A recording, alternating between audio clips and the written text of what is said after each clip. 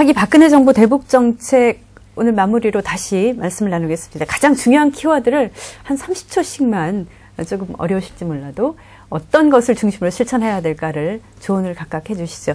강 교수님 먼저 해주실까요? 네, 그 키워드를 한마디로 말씀하라고 하면 저는 변화라고 얘기하고 싶습니다. 그래서 지금까지 그 북한의 어떤 악한 행동에 대한 선한 보상의 그 정책을 지금까지 펼쳤는데요. 그런 정책에 대한 전면적인 재검토가 있어야 될 것 같고요. 그다음에 무엇보다 북한 주민들을 변화시킬 수 있는 근본적인 변화, 그게 외부 정보 유입이라든지 뭐 이런 부분들을 통해서 북한 사회 변화를 촉진시킬 수 있는 그런 외부의 자극이 필요하다라는 말씀을 꼭 드리고 싶고요. 그다음에 이제 대북 정책을 통일 정책으로 이제는 바꿔야 된다라는 얘기를 하고 싶습니다. 북한은 지금 이미 그 김정은 시대 들어서 우리 민족끼리 통일, 자주 통일 이것들을 지금 강조하고 있거든요. 따라서 오히려 체제 우월성을 우리가 강조한다면 우리 역시 이제 그 어떤 북한을 단순히 관리하는 수준을 넘어서서 이제는 박근혜 정부가 정말 이 불안정해가고 있는 이 한반도, 특히나 김정은 시대의 그 북한 내부의 권력 변화를 예의주시 깊게 보면서 오히려 통일 시대를 이제 준비해 가야 되는 것 아닌가라는 말씀을 꼭 드리고 싶습니다. 네. 네. 자, 이번에 김성민 대표님 해주시죠. 예, 저는 힘이라고 생각을 합니다. 힘. 예.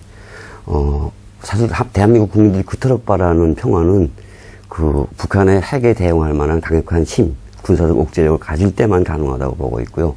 그러기 위해서 남한 주민들의 그 사실 빈약한 마음들을 다 모아서 강력히 대응할 의지를 만들어내는 게 박근혜 정부의 그 꼭 필요한 부분이라고 생각합니다.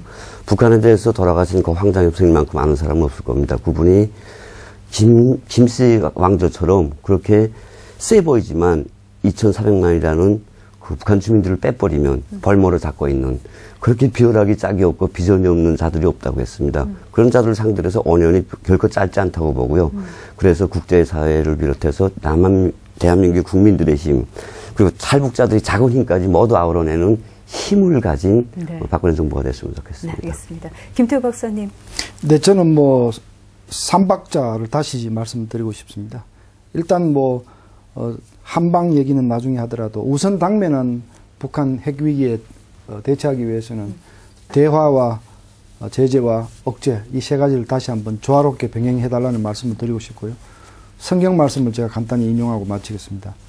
그 고린도서에 보면 믿음과 소망과 사랑 중에 어떠면 사랑이다 그랬고 네. 사랑이 빠지면 울리는 진과 같다 그랬거든요.